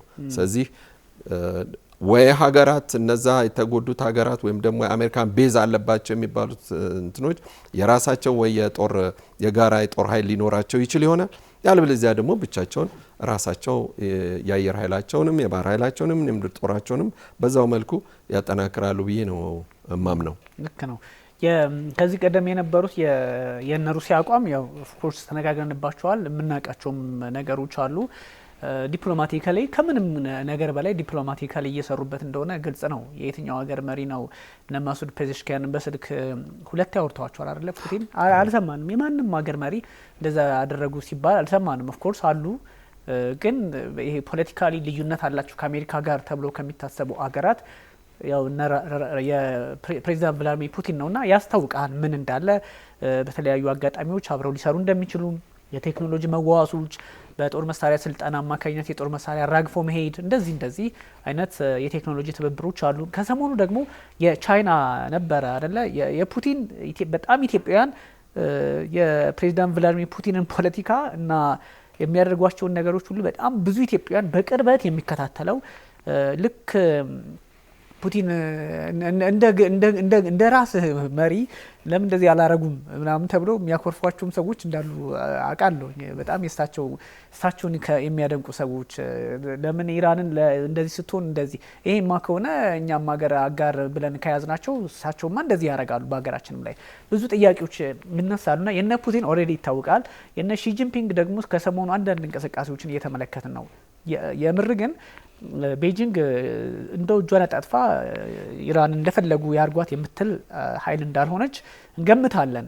ግን ጀኑን የሆኑ ግልጽ የሆኑ መረጃዎችን ማግኘት ከባድ ስለሆነ ነው። ምክንያቱም የነሱን ፖለቲካ ዝግ አይደለ? ብዙ ጊዜ የአሜሪካ እኮ በሎቢስቱም በሚዲያውም በሁሉም እኮ ሊክ የሆነ ዶክሜንት ይወጣል። ብዙ ጊዜ እናገኛለን እኮ እና ወል ስትሪት ጆርናል ብዙ ጊዜ እንደዚህ አይነት መረጃ አገኘን ሲሉ በሶስተኛው ቀን በአራተኛው ቀን ያ ነገር እንኳን ወጥቷል ብለው አይተውትም ሲደረግ እናየዋለን በፖለቲከኞቻቸውና ቻይና ትንሽ የኮሙኒዝሙ ባህሪ በደንብ ስላለ ዘግቶ የመምከር ነገሮች አሉና አንዳንድ እንቅስቃሴዎች ሊኖሩ እንደሚችሉ ለመገናኛ ብዙሃን ክፍት የማይሆኑ ነገሮች እንዳሉ ግልጽ ነው። ምክንያቱም እኛም ሶርስ የምናደርገው እነሱን ስለሆነ የተለያዩ እንትኖችን አሁን ግን እነዚህ በተማሪዎች ላይ የተሰነዘረው ጥቃት በደቡባዊ ኢራን 175 በላይ ሰዎች ባለቁበት ላይ አንደኛ አሜሪካ ውስጥም ከባድ ጥያቄ እያስነሳ ነው። ለምንድነው የተፈጸመው? ማን ነው የፈጸመው? በምን ሁኔታ? ማብራሪያ እየፈለጉ ነው። ኮንግረሱም ይፈልጋል፣ የሰብአዊ መብት ተሟጋቾችም ይፈልጋሉ። አሜሪካ ፖለቲካ ውስጥ ራሱ በዛ ትምህርት ቤት ላይ የተፈጸመውን ጥቃት ፕሬዚዳንት ዶናልድ ትራምፕ እንትን ማለት እንዳለባቸው እነ ፔት ሄግሴት በግልጽ ማስቀመጥ እንዳለባቸው ኃላፊነት መወሰድ እንዳለበትም እያነሱ ነው። እነ ካሮላይን ሌቪት ምርመራ እያደረግን ነው ከማለት የተሻገረ ሀሳብ ባይሰጡበትም እሱ ትልቅ እንትን ነው እና የቻይና ይሄ የቤዱ የሚባለው የናቪጌሽን ሲስተም አለ አይደለ? ወይም ደግሞ የጂፒኤስን የሚተካው ነውና ኢራን የምትጠቀመው ጂፒኤስ ሳይሆን ይሄኛው ነው፣ የቻይናው ነው፣ ቤዱ ነው ምናምን የሚባለውን የናቪጌሽን ሲስተም ላይክ እንደ የአሜሪካ ጂፒኤስ እንደምንለው የቻይናው ማለት ነውና ይሄ ኢላማ ውስጥ እንዳትገባ በማድረግ ኦፍ ኮርስ አንዳንድ ነገሮችን ደግሞ በጣም ለኤስኬፒዝም እንዲጠቀሙበት በር ከፍታላችኋለች እና እንደዚህ አይነት ድጋፎች በእርግጥ አሁን አይደለም የገባው። ይሄን አማራጭ የሰጠቻት ቻይና ቀደም ሲል ነው እና በነዚህም ድጋፎቻቸውን እያሳዩ ነው። በዛ ላይ $200,000 ለቅድም ላነሳ ነው ትምህርት ቤት ለነሱ ቤተሰቦች ድጋፍ የሚሆን የቻይናው ቀይ መስቀል ወደ ኢራኑ ቀይ ጨረቃ የማሳለፍ ሀሳቦች በውጭ ጉዳይ ሚኒስቴር በኩል ሲነገር ነበርና እነዚህ ነገሮች ምናልባት የሀገራት አስተላለፍ በተወሰነ መጠን ሲረግብ ነው ከፍ ሲል ነው የሚለው እንዳለ በየደረጃው የምናነሳቸው ጥያቄዎች ቢኖሩም ግን ቴክኒካሊ አሁንም የኢራን ስትራቴጂክ አጋሮች የሚባሉት አብረው የመቀጠል ነገር እንዳለ ያሳያል። ባይዞ ስትራቴጂክ አጋር ሲባል ለምሳሌ እኛ ስትራቴጂክ አጋሮች አሉን ብዙ፣ ግን ስትራቴጂክ አጋር ሲባል እኛ ስንነካ ወይም ደግሞ የሀገር ሲነካ አብሮ ጦርነቱ መግባት አይደለም። ስትራቴጂክ አጋር ኢራን ከሩሲያና ከቻይና ጋር ስትራቴጂክ አጋር ናት። አዎ በጦር መሳሪያ በንግድ በብዙ ነገሮች አብረው ይሰራሉ፣ ግን ደግሞ ስትራቴጂክ አጋር ናቸው። ይደጋገፋሉ። አንዱ የአንዱ መጥፋት አይፈልግም። ውል አላቸው፣ ግን የሚሊተሪ አሊያንስ አይደለም። ሚሊተሪ አሊያንስ ማለት ልክ ፑቲንና ኪም ጆንግ ኡን እንዳደረጉት ኪም ሲን የሰሜን ኮሪያ ስትነካ ሩሲያ እንደተነካች መቁጠር ወይም ደግሞ እንደ ኔቶ አንቀጽ 5 አይነት ነገር አሜሪካ ስትመታ 32ቱም አባላት አብሮ ጦርነት የመምዘዝ አይነት ነገር ነውና ቀጠናዊ ቀውሱ እንዴት ይታያል የሚለውን ብንቀጥልበት። እንግዲህ ያው ቀጠናዊ ቀውሱ የምንለው ለየት ያለ ነገር አሁን በየጊዜው የሚመጡ ጉዳዮች አሉ። ቀደም በመጠኑ በኋላ ላይ እናወራለን ካልናቸው ነገሮች በተጨማሪ አሁን እዚህ የጦር መሳሪያ የጦር ኃይል ወይም ደግሞ የምድር ኃይል ወይም ደግሞ የአየር ኃይል ወይ ባህር ኃይል ይሰነዘራሉ ከምንላቸው ጥቃቶች የበለጠ በጣም አስበንበት ወደፊትም ደግሞ ከፍተኛ ጉዳት ያመጣል ብለን የምንለው ነገር የሳይበር አታኩ ነው። ስለዚህ አሁን እስራኤልም ብትሆን የኢራንን የባንኪንግ ሲስተምና የትራንስፖርት ሲስተሙን ልታጠፋው ትችላለች። ኢራንም ብትሆን እንደዚሁ በአካባቢ ያሉትን ሀገራትም ልትጎዳ ትችላለች። ያ ማለት ምንድነው? እስራኤል ብቻም ሳይሆን በአካባቢው ያለው ብለን የምንላቸው ወይም ደግሞ ጦር ቤዙን ጭምር ማለት ነው። ያ ደግሞ ብቃት አላቸው። በጣም ብዙ ሀከሮች እንዳላቸው ይታወቃል። ሳይበር አታክ ብለን በምንል ሰዓት ደግሞ የግዴታ የሴንትራል ኔትወርኪንግ ሲስተሙን ብቻም አይደለም፣ በአንድ ተነጥሎ የባንኩን ሲስተም ብቻውን እንኳን ራሱ ማጥቃት ይቻላል። የትራንስፖርት ሲስተሙን ማጥቃት ይቻላል። ታስታውስ እንደሆነ አንድ ጊዜ ከ3 ዓመት በፊት ቬኔዙዌላ ላይ ማዱሮ በስህተት አጭበርብሮ ነው ስልጣን ያዘው ብለው በሚሉ ሰዓትና ሌላ ተጠባባቂ ህጋዊ ወይም ደግሞ ያሸነፈው ፕሬዚዳንት ይሄ ነው ብለው አሜሪካኖች ሲጮሁለት የነበረ አንድ 2019 አካባቢ ነው መሰለኝ ሄዷል ጊዜው እና በዛን ሰዓት ላይ ለምሳሌ ምንድነው ያደረጉት? የመጀመሪያው የካራካስ ውስጥ ያለውን ሴንትራል ኤሌክትሪካል ስቴሽኑን ኔትወርኩን አታክ አደረጉት። ኔትወርኩን አበላሹት እና በጣም ብዙ ስፍራዎች ላይ የኃይል አለመመጣጠን ደረሰና በጣም ብዙ ድርጅቶች ሞተሮቻቸው ቤቱ የመቃጠል ኤሌክትሪክ መብዛት ማለት ነው እና መቆጣጠር እንዳይችሉ አደረጓቸው። እንግዲህ አሁን ይሄ በኤሌክትሪካል ኔትወርክ ነው። እንግዲህ የኤሌክትሪክን ሲስተሙን በዛ አይነት ነገር አታክ አረከው ማለት እንግዲህ ስንት ሚሊዮን ህዝብ ሊጎዳ እንደሚችል አስበው። እቺ አንድ በካራካስ ብቻ ለተደረገው ማለት ይሄ ለማሳየት ሲሉ ያደረጉት ነገር ነውና ይሄ ነገር በትራንስፖርት ሲስተሙ ላይ በምትመጣ ሰዓት የትኛውም ሀገር አውሮፕላን ወደዛ ሀገር አይሄድም። ከየትኛውም ሀገር ወደዛ ሀገር አይሄድም። ስለዚህ በኤር ስፔስ ላይ ላለው የመገናኛ እንትን በቃ ይረበሻል ማለት ነው። ሌላው እንደገና ደግሞ አሁንም ቢሆን የባህር ላይ ጉዞ ላይ ያሉት የመርከቦች ጭነት ይዘው በሚሄዱበት ሰዓት ይሄም ስርዓት ይዛባል ማለት ነው። እና የዚህ የባንኩ ላይ ደግሞ ብለን በምንል ሰዓት ለምሳሌ አሁን ወይ ኦማን ላይ ይሁን ወይም ባህሬን ወይም ኩዌት ላይ ወይም ሳውዲ አረቢያ ላይ የባንክ ሲስተማቸውን አቆምከው ብሎ ማለት ያን ሀገር ሙሉ ለሙሉ ጉሮሮን ዘጋው ማለት ነው።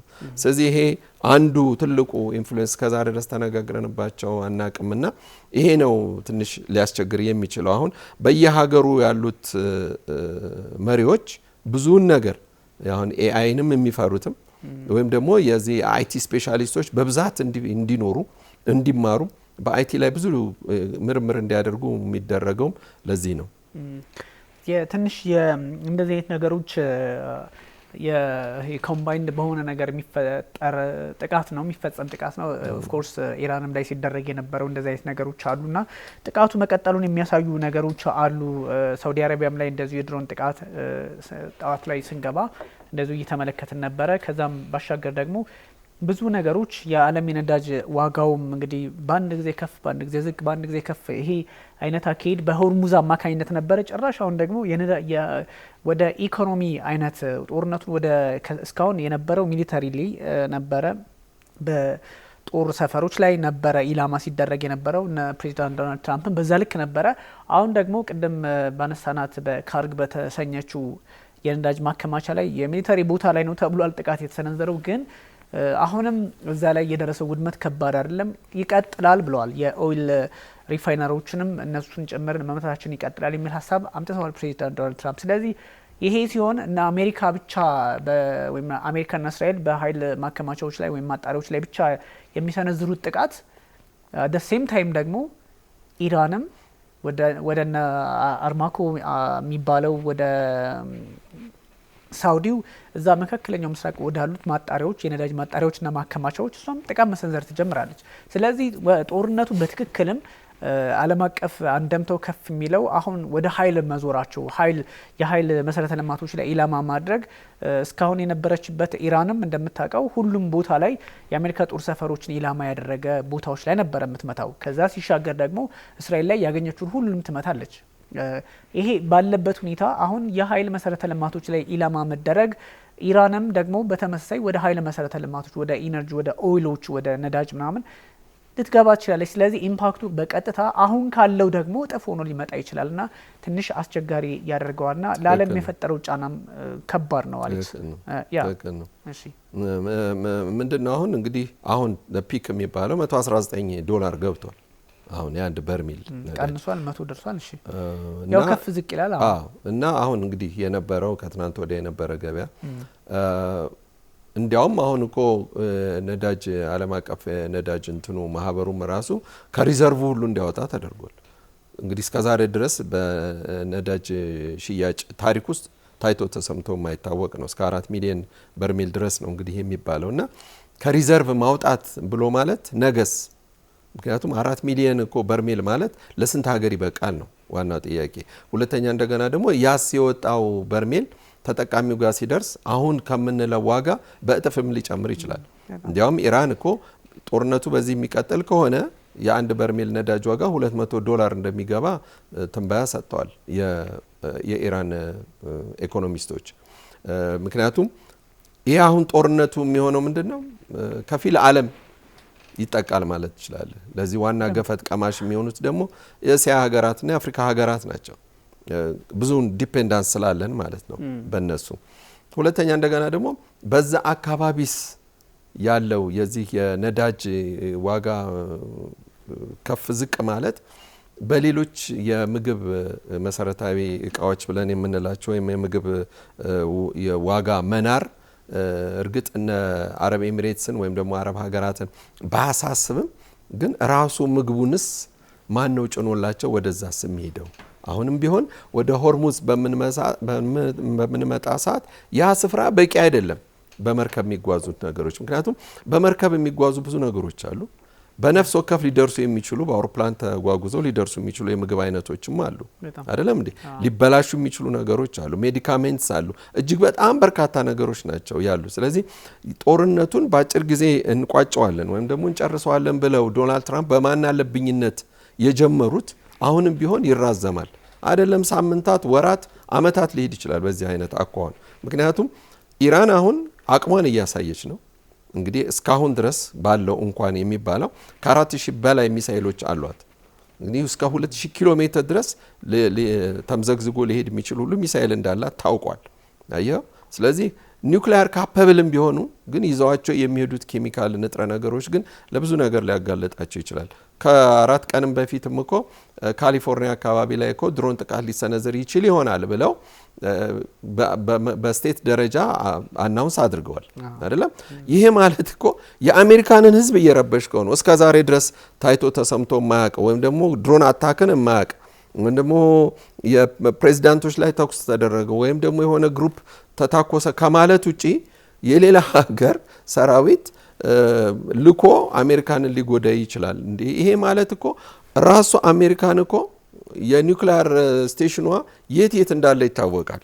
ስለዚህ ያን ሁሉ አሁን ካርግ ላይ ያደረገችውን አይነት ጥቃት ወይ ላስ ቬጋስም ይሁን ወይም ደግሞ ቀረብ ወዳላት ወደ ዋሽንግተንም ቢሆን ሮኬቶቿን ብትልክ ሊደርስ ይችላል።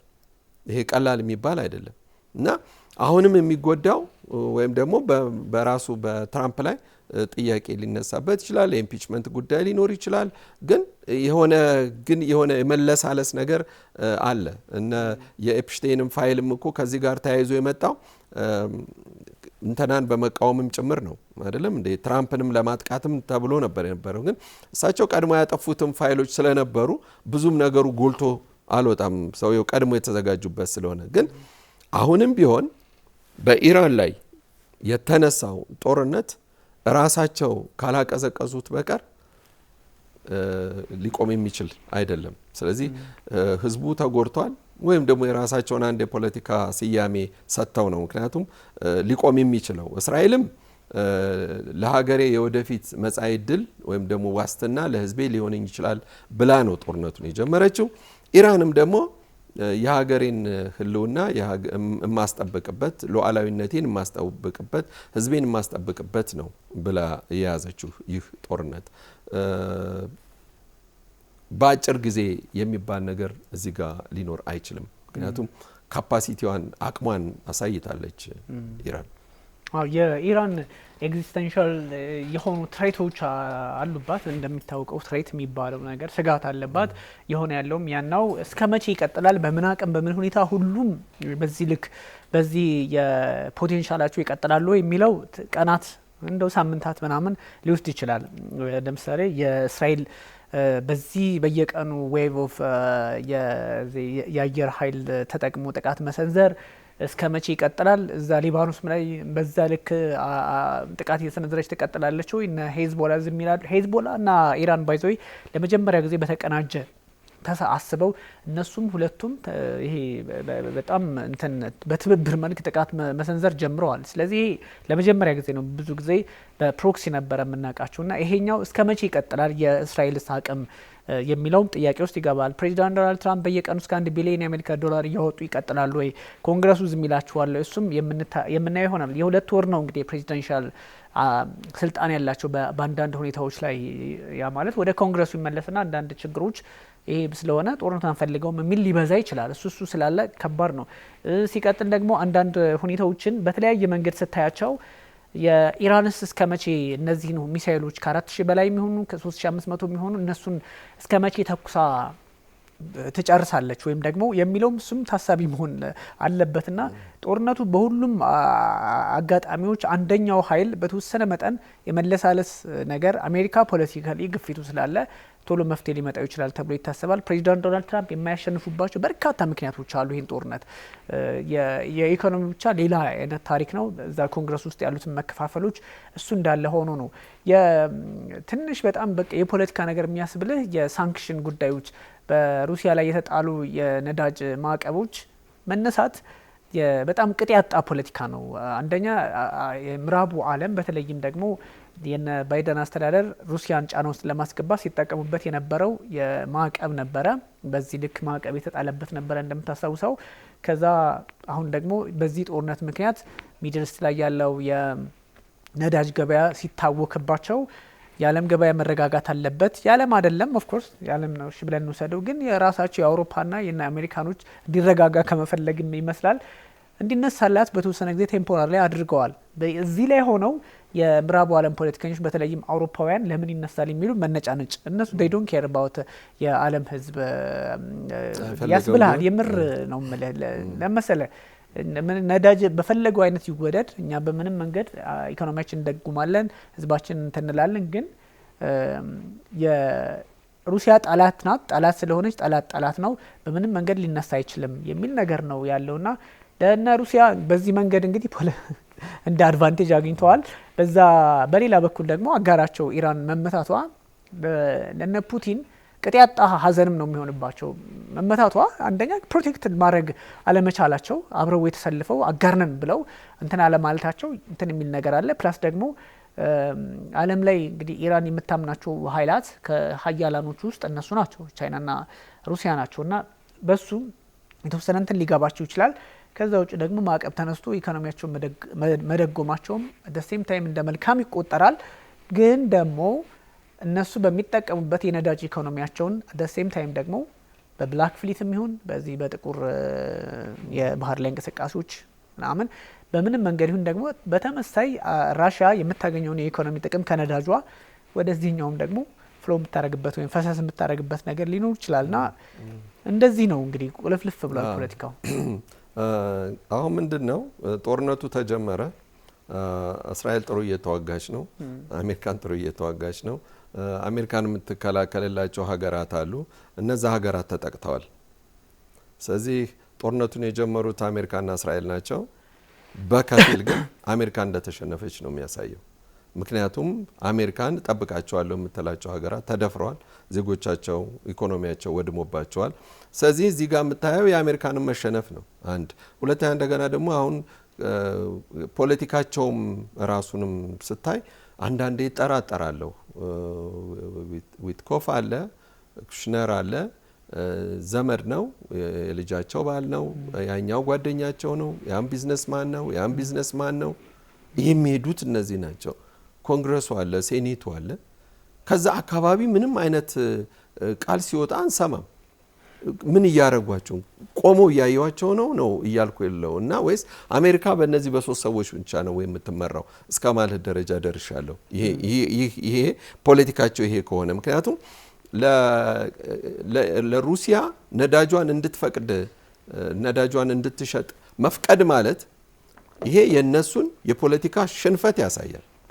ምንም እንኳ ሩሲያ ተጠቃሚም ብትሆን እርግጥ ሩሲያ በጣም ብዙ ተጠቃሚ ልትሆን አትችልም። ምክንያቱም አንድን ነዳጅ ሸጥከው ማለት ከ3 ሳምንትና ከ4 ሳምንት በኋላ ሊደርስ የሚችል ስለሆነ ማለት ነው። ከሸጥከው በኋላ ሊደርስ የሚችለው ስለዚህ የገንዘብ ልውውጡ እንኳን ቢኖር በተከታታይነት እዛ ቦታ ላይ ሰላም ከሌለ የማን ነዳጅ ነው በመሀል ሊጎዳ የሚችለው? ስለዚህ ልክ እንደ ቅድም እንዳልካቸው እነዛ ህጻናት 170 ምናምን ውስጥ በነገር ላይ ወደ 118 የሚሆኑት ህጻናቶች ናቸው እዛ ውስጥ የሞቱት ህይወታቸው ያለፈው እና ይሄ ከምንም በላይ በለጠ መሪር ሀዘን የሚያደርስ ነው። በዩክሬንና በራሻ ውስጥ እንኳን በሚደረገው ጦርነት እንኳን ይህን ያህል ህጻናት አልተገደሉም። በትምህርት ቤት አካባቢ ትምህርት ቤት ፈረሰ እንጂ ህጻናቶች ሞቱ ሲባል እንኳን ሰምተን አናውቅም በታሪክ እና የዶናልድ ትራምፕ እንዲያውም ከቀጣጣ ሀዘኑ ይልቅ ቀጣጣ ፖለቲካ እያራመዱ እንደሆነ ያስታውቃል። ምክንያቱም ይሄ የበሳል የፖለቲካ አመራር አይደለም፣ ወይም ደግሞ አማካሪዎቻቸውን መስማት አቁመዋል። ምክንያቱም ይሄ ተራ አካሄድ ተራ አስተሳሰብ እንደሆነ በግልጽ እያየን ነው እና እነዚህን ነገሮች አሁን ዛሬ ኢራን ሆነ እንጂ ነገ ተረኛው ሀገር ማን ልትሆን ትችላለች ብለን መጠበቅ ይገባናል እና ይሄ ምን ጊዜም ኩባ እያሉ ነው። ኩባን እንኳን እንዲህ በቀላሉ የሚናኩም አይመስሉም። ሌላ ሲናሪዮ ነው። ወደፊት በደንብ እናየዋለን። ሁለተኛ እንደገና ደግሞ ኩባን ደግሞ ሙሉ ለሙሉ እንደ ሂሮሺማና ናጋሳኪ ልታጠፋ ትችላለች። በጣም ኢምንት የሆነች ሀገር ናት። ሀገራቸው ያለው ኩባውያን በልባቸው ነው። ጀግንነት ያለው በልባቸው ነው። ስለዚህ ታጠፋቸዋለህ ግን ሀገሪቷን ልታጠፋ አትችልም። ህዝቡን ልጨርስ ትችል ይሆናል ግን እስከ መቼ ድረስ? እንደዛ ነው የሚመስለኝ። ምክንያቱም በፊት አስታውስ እንደሆን 99 ላይ 2002 ላይ መሰለኝ 2002 ወይም 2001 ይቅርታ ቭላዲሚር ፑቲን ንግግር ያደርጋሉ። የሚኒክ ላይ ሁልጊዜም የሴኩሪቲ ስብሰባዎች አሉ አይደለም? የዓለም 2007 መሰለኝ እንደዛ 2007 ያኔ ጠቅላይ ሚኒስትር ነበሩ። በዛን ሰዓት ይናገሩ ነበር እና ከእንግዲህ በኋላ ያሉት ነገር ነበረ። ከእንግዲህ በኋላ አንድ ዓለም አይደለም ያለው የዓለም መሪ፣ ሁለት የዓለም መሪ ነው ሊሆን የሚገባው ብለው ይናገሩ ነበር። ያ ነው አሁን እየሆነ ያለው። ምክንያቱም ቀደም ባሉት ከነሱ ጋር የነበሩት ወይም ደግሞ ከሳቸው በፊትም አመራር የነበሩት እነ ፕሪማኮቭም ቢሆን ጠንቅቀው አሁን ፕሪማኮቭ ማለት የነ ያሲር አራፋት የቅርብ ወዳጅ የነበሩ ሰው ናቸው። ጋዜጠኛ ሆነው በሚሰሩ ሰዓት ጭምር ማለት ነው። አደራዳሪም ሆነው ከእስራኤል ጋር የሚሰሩ የነበሩ ናቸው። እኚህ ግዙፍ የሆኑ ጠቅላይ ሚኒስትር ማለት ነው ይቭጌኒ ፕሪማኮቭ እና እነ ይቭጌኒ ፕሪማኮቭ ራሱ ያኔ የሚሉት የነበረው ነገር ቭላዲሚር ፑቲን የተናገሩት ነገር ነው። በቃ ዓለም ልትመራ የምትችለው በየትኛው ኃይል ነው አይደለም። ስለዚህ ይሄ በክፋትና በደግነት መካከል ሳይሆን በቃ ይሄ የህዝብን አኗኗር መለወጥ ወይም ማጥፋት፣ ስልጣኔን ማጥፋት፣ ዓለምን ማውደም የብቸኝነት የኔ ብቻ ብለህ ነው ሌላ ደሴት ብቻ አይነት ሀገር አድርገው መኖር የሚፈልጉት የሚመስለኝና በአንዳንድ ጉዳዮች እንግዲህ የአሜሪካ የራሷን በዓለም ላይ ያላትን የበላይነት ፓወርፉል የሆነ አቅሟን ልታስቀጥል ከምትፈልግባቸው አገራትና ጉዳዮች መካከል ስጋት ያለቻቸውን ማጥራት ነው የሚል አይነት አረዳድ ነበረ ያለው። ግን እያጠራች ነው ወይ የሚለው አስቸጋሪ ነው። ቬንዙዌላ ላይ በተወሰነ መጠን መሪውን ስለቀየሩ አዲስ አይነት የፖለቲካ ኤንጌጅመንት ተፈጥሯል። ነዳጁን መቆጣጠር ጀምረዋል። እዛ ላይ ተሳክቶላታል ልንል እንችላለን። ግን ስቲል ብዙ ቀሪ የቤት ስራዎች አሉ። ዞሮ ዞሮ ግን የሚፈልጉት ነዳጁን ነበረ። የእሱን ፖለቲካ ዘረፉት፣ ነዳጁን ወሰዱት። ለህዝቡ ምን ያደረጉለት ነው? ህዝቡ እኮ ነገም ይነሳል እኮ። ህዝቡማ ሁሌ እንደሚባለው ነው። ህዝቡማ ቢካዝ በማድሮ ዘመንም የነበረው ፖለቲካ የምታውቀው ነው። በነዳጁ ተጠቃሚ እንዳልነበር ይታወቃል። ጭራሽ አሁን ደግሞ ሌላ አይነት ነገር ነው። የህዝብ ነው። እሱን እንትን ሳንል ግን አሜሪካ ፖለቲካሊ የምትሄድበት መንገድ ወደ ግሪንላንድም ወደ ፓናማም ምናምን ጥያቄዎች ስታነሳ ፕሬዚዳንት ዶናልድ ትራምፕ ሀገራቸውን ለማራመድ ከፍ ብላ እንድትቀጥል ከማድረግ ፍላጎታቸው ነው የምንላቸው አንዳንድ እውነታዎችም ነበሩ። የሚተቹበትም ብዙ ቢሆኑም ደግሞ በቃ አሜሪካን ከጠቀመ ድረስ እንደዚህ ማድረጋቸው ምንድነው ክፋቱ ተብሎ በሌላ በኩል በሌላ ቨርዥን የሚታይበት እድልም የሰፋ ነበረ። ግን አሁን አንዳንድ ነገሮች ላይ የሚያደርሷቸው በተለይ ኢራን ላይ የተፈጸመው ጥቃት በዛ ልክ የአሜሪካን እንደው የፖለቲካል ጌን ለማሳካት ብቻ ነው ወይ ድራግ የተደረጉበት መንገድስ በነኔታኒው ምንድነው የሚለው ብዙ ትንታኔዎችን የሚያሰራ ነው። ሁሉም ሰው የሚረዳው ነው። ግን በዋናነት አንዳንድ አካሄዶች አሁን ፕሬዚዳንት ዶናልድ ትራምፕ ድሮም ሲባል ነበረ ኢራን እንደ ቬንዙዌላ የሚል ሀሳብ ነበር። እንደዛ እንዳልሆነ አሳይተዋል። እስከ መቼ ይቀጥላል የሚለው እስከ መቼ ይቀጥላል ሲባል ኢራን እስከ መቼ ተኩሳ ትቀጥላለች ብቻ አይደለም። እስራኤል እስከ መቼ እነዛ F-35ን 16ን እያሰለፈች ትዋጋለች? እዛ አካባቢ የሚነሱባትና ሄዝቦላ እና ሐማስን ሳይቀር በምን መንገድ ነው ተቆጣጥራ ለህዝቡ ደህንነት ዋስትና ይሰጣታል ወይ የሚል ጥያቄ ታነሳለ። አሜሪካ ኢኮኖሚዋ ሊያራምድ ይችላል፣ ብዙ አመት ሊያዋጋት ይችላል። ግን ደግሞ እዛ ውስጥ ያለው ፖለቲከኛም ህዝቡ አይፈልገውም። በነገራችን ላይ እኔ እንዲያውም አንድ ተቃውሞ እያየው ነበረ። ኦፍ ኮርስ በኢራን ጉዳይ ላይ ሁለት ነገር ነው ያለው አይደለ? የነ መሐመድ ረዛ ፓህላቪ ሰዎች ደጋፊዎችና የአያቶላውን ግንዛቤ የማይፈልጉ ሰዎች እሳይ ነው ያሉት። ለአያቶላ አሊ ሀመኒም ሲገደሉ በዛ ልክም የፖለቲካ ሪፎርም ይደረጋል ብለው ደስታቸውን የገለጹ ኢራን ውስጥም አሉ። ማይካደው በዓለም ዙሪያም እንደዚህ አይነት እንትን ያላቸው አሉ። አት ዘ ሴም ታይም ደግሞ አሜሪካ ውስጥም ጀርመንም ግሪንላንድ ግሪክም ስመለከት ነበር። እነ ስፔን ያው ኦፍ ኮርስ ይታወቃል አቋሟ ጦርነቱን ተቃውሞ ሰው በቃ ይሄ እኛ ሀገር ሊገባን የሚገባው ነገር ጀኒን ውስጥ እንደዛ ነው። ለምሳሌ ግሪክ ላይ አንተ ተቃውሞ እያዩ ነበረ። የግሪክ መንግስት እጁ እንዳይገባ ዲስኢንጌጅ ማድረግ አለበት፣ እጁ እንዳይገባበት፣ እኛ ጦርነትን አንደግፍም ኖዋር የሚል ነው። ያኔ ያደረጉበት ምክንያት ምንድነው? ኢራን ስለተመታች አይደለም፣ አት ዘ ሴም ታይም ኢራን ለእስራኤል ላይ ብትተኩስ እስራኤል ቀድማ ጉዳት ብታደርስባት ወይም ደግሞ እንደዚህ አይነት የጅምላ ጥቃት እስራኤል ላይ ቢደርስ የሚቃወም ህዝብ ነው። ስለዚህ ኢራን በዚህ ልክ አግባብ ያልሆነ መንገድ ጥቃት እየደረሰባት ስለሆነ ተብሎ ለተቃውሞ ተነስተዋል። ሐሙስ ላይ ነበረ ከባድ ተቃውሞ አስነስተዋል ህዝቡ ማለት ነው። አቴንስ ላይ መሀል አቴንስ ላይ ስንመለከት ነበረ። ያ ማለት እስራኤልና አሜሪካ ኢራንን ደበደቧት የሚለው ብቻ አይደለም። አት ዘ ሴም ታይም ኢራን ከሆነ ኃይል ጋር ሆና እስራኤልን ብትመታ የሚቃወም ህዝብ ነው። እዚህ ላይ ስትደርስ በእርግጥ ብዙ ነገር ሲሟላል ጤነኛ ስትሆን እንደዛ ታስባለ። ኢራንም ስትመታ ይደብርሃል። ቢካዝ ሰው ነሃ ሰው የሚባለው ደረጃ ታሟላለ። እስራኤልም ስትመታ እንደዛ አይነት ነገር ነው አሁን አውሮፓ ላይ ህዝቡ ላይ እያዩ ያለውት። ስለዚህ ህዝቡ ላይ እንደዚህ አይነት ነገር ካለ ያለ መቀጠል ፐብሊክ እንትን ድጋፍ ከሌለ እኮ ብዙ ጊዜ ምርጫ የሚባል ነገር ገግሞ ይመጣባል። ቀልድ አይደለም። ቢያንስ የ2028ን ትተው አሁን ይሄኛው የሚተርም አለ አይደለ? በጣም ፖለቲካውን የሚቀይር የኮንግረሱን መቀመጫ ምናምን ሊቀያየር የሚችል እሱን ማጣት አይችሉም ፕሬዚዳንት ዶናልድ ትራምፕ። እሱን ካጡ ምንድነው የሚሆኑት?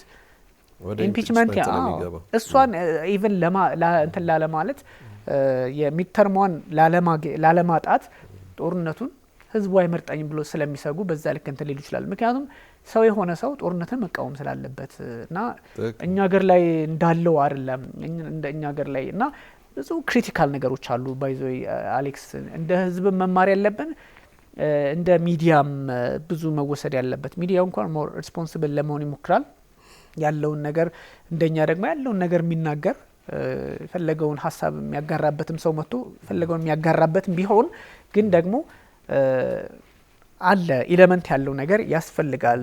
ጀስት አሁን ሁሉም በስልኩ እንደዚህ ስለሆነ ለአንድ ወገን መደገፍ ምንድነው አሩን ነው። በጣም ብዙ ግራ የሚያጋቡ ነገሮች ስላሉ ነውና አሌክስ ለነዚህ ነገሮች መፍትሄ የሚሆነው ህዝቡን የማይወደውን ነገር አለማድረግ ነው። ስለዚህ ፕሬዚዳንት ዶናልድ ትራምፕ ጦርነትን የማይወድ ህዝብ ስላላቸው በዛ ልክ ወይም ደግሞ ዓለም ላይ እንደዛ አይነት እንቅስቃሴዎች ስላሉ ጦርነቱን ሊተውት ይችላሉ።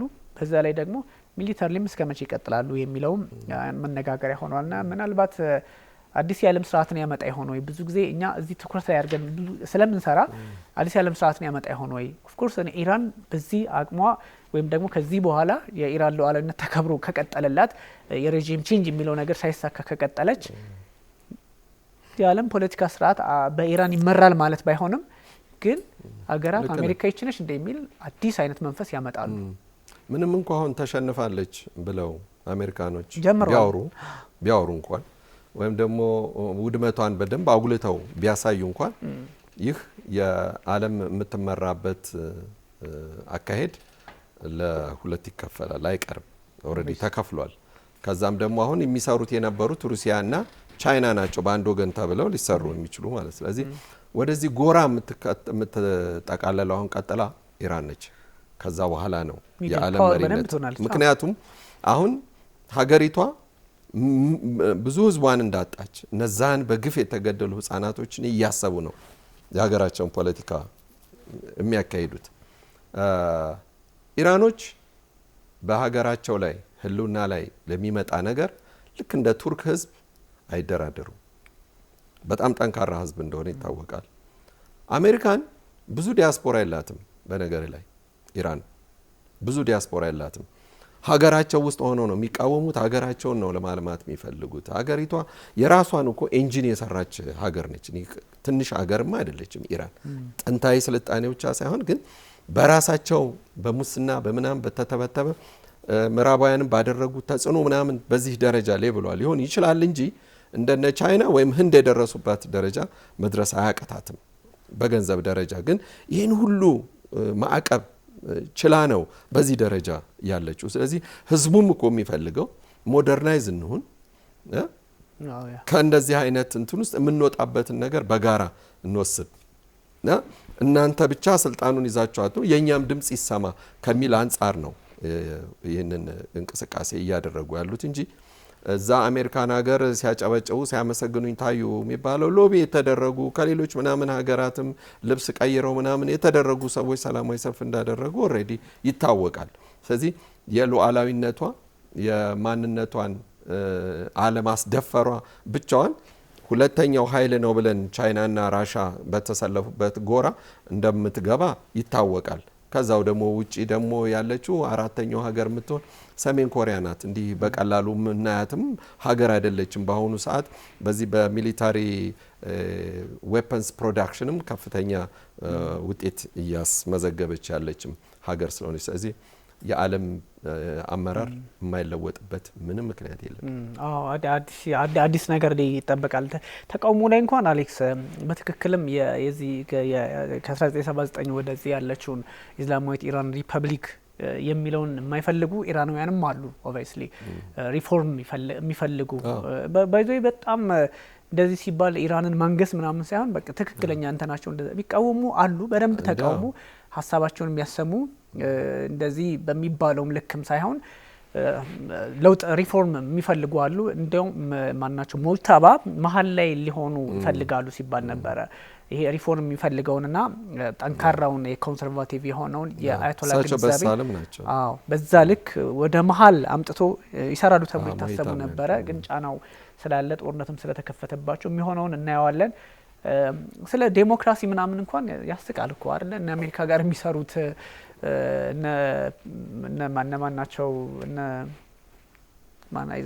ኤምቤስ መሐመድ ቢን ሳልማን ምናምን ስንት መሪ ነው ያለው እዛ ሀገር በምርጫ የመጣው ማን ነው ምናምን የሚለውን ስና አይተን አናቅም። እዛ አካባቢ ሙሉ የቤተሰብ ነው ምን እንደ በንጉሳዊ እነ ካታር ባል እና አረብ ኤሚሬቶች እነ ሳውዲ እነ ባህሬን ሁሉም ኢራን ላይ ሲሆን ይገናል እንጂ ኢራን እንደውም እኮ እሷ ብዙ ፕሬዚደንት በምርጫ እኮ የምታምን ሀገር ናት። ፕሬዚደንቶቿን እኮ የምትቀይር ሀገር ናት እኮ ምንም ጥያቄ የለውም።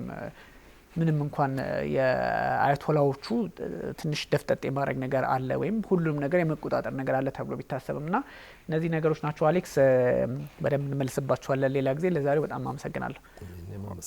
ውድ ተመልካቾቻችን ስተከታተሉት የነበረው የኤንቢሲ ዓለም አቀፍ ነው። ከሆርሙዝ ሰርጥ እስከ ቀይ ባህር ያለውን የፖለቲካ ነውጥ በተለይም የአሜሪካ ኢራንና እስራኤልን ጦርነት የተመለከቱ መረጃዎችና ከዚህ አንጻር የዓለም ፖለቲካ ስርዓት ምን ሊሆን ይችላል፣ ነገ ከነገ ወዲያ ምን ሊፈጠር ይችላል የሚለውን በስፋት ዳሰነዋል። አለማየሁ ሀሊና ቢኒያም ካሴ አብናችሁ ቆይታ አድርገናል። ቸር ጊዜ ይሁንላችሁ።